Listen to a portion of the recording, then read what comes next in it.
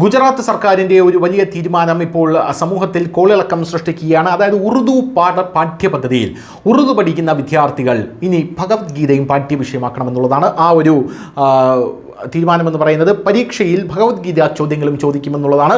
Gujarat board 9 മുതൽ 12 വരെയുള്ള ചില വിഷയങ്ങളുടെ ചോദ്യപേപ്പറുകൾ ഫോർമാറ്റ് മാറ്റുകയും പുതിയ ഫോർമാറ്റുകൾ പ്രഖ്യാപിക്കുകയും ചെയ്തു. കാരണം സർക്കാർ ഇപ്പോൾ പ്രമേയം അനുസരിച്ച് 9 മുതൽ 12 വരെയുള്ള ക്ലാസ്സുകളുടെ 1ാം ഭാഷാ പുസ്തകങ്ങളിൽ ശ്രീമദ് ഭഗവത്ഗീതയുടെ 2 പാഠങ്ങളാണ് ചേർത്തിട്ടുള്ളത്.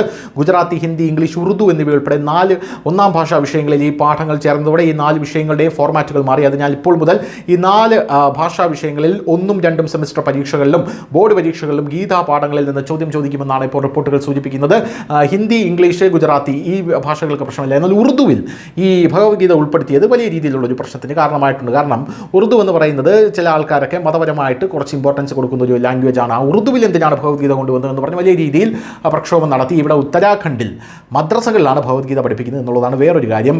അവിടെയുള്ള പുഷ്കർ സിംഗ് ധാമിയാണ് അതിന് ഉത്തരവിട്ടിരിക്കുന്നത്. എന്തായാലും ആ വളച്ചിലൊന്നും ഇവിടെ നടക്കില്ല എന്നുള്ളത് വേറൊരു കാര്യം. എന്തായാലും സ്കൂളുകളിൽ ഗീതാ പഠനം ഇതോടുകൂടി ആരംഭിച്ചു. ഗുജറാത്ത് സർക്കാർ സ്കൂളുകളിലെ വിദ്യാർത്ഥികളിൽ ഭഗവത്ഗീത പാഠങ്ങൾ പഠിപ്പിക്കാൻ തീരുമാനിച്ചിരിക്കുന്നു. തുടർന്ന് പ്രൈമറി മുതൽ ഹയർ സെക്കൻഡറി വരെയുള്ള സ്കൂളുകളിലെ വിദ്യാർത്ഥികൾക്കായി ഭഗവത്ഗീതയിലെ ശ്ലോകങ്ങളുള്ള പാഠങ്ങൾ ആരംഭിച്ചു. കഴിഞ്ഞ വർഷം 9 മുതൽ 12 വരെയുള്ള ക്ലാസ്സുകളിലെ ഗുജറാത്തി 1ാം ഭാഷാ പുസ്തകത്തിൽ 2 അധ്യായങ്ങൾ ചേർത്ത് ഒരു പുതിയ പുസ്തകം തയ്യാറാക്കി. കഴിഞ്ഞ വർഷം മുതൽ തന്നെ ഈ പുസ്തകം ഗുജറാത്തിയിൽ പഠിപ്പിക്കാൻ തുടങ്ങി. എന്നിരുന്നാലും മറ്റ് ഭാഷകളിൽ പുസ്തകം തയ്യാറാക്കാത്തതിനാൽ ഗുജറാത്തി പരീക്ഷകളിൽ ഗീതാ പാഠങ്ങളെക്കുറിച്ചുള്ള ചോദ്യങ്ങൾ ചോദിച്ചില്ല എന്നും റിപ്പോർട്ട് വരുന്നു. എന്തായാലും ഇനിയുള്ള പരീക്ഷകളിൽ ഗീതയിൽ നിന്നുള്ള ചോദ്യങ്ങൾ ചോദിക്കുമെന്നാണ് അറിയാനായിട്ട് സാധിക്കുന്നത്. എന്തായിരുന്നാലും ഭഗവത്ഗീത 4 ഭാഷകളിലാണ് ഇപ്പോൾ ഗുജറാത്തി സർക്കാർ പഠിപ്പിക്കുന്നത്. ഇപ്പോൾ കേരളത്തിൽ ഈ വാർത്ത കേൾക്കുകയാണെങ്കിൽ അവർ പറയുന്നത് ഇതാ സംഘപരിവാർവൽക്കരണ, ഫാസിസം, നാസിസം, മുസോളിനിസം എന്നൊക്കെ അവർ പറയും. യഥാർത്ഥത്തിൽ കേരളത്തിൽ എന്താണ് നടക്കുന്നത്?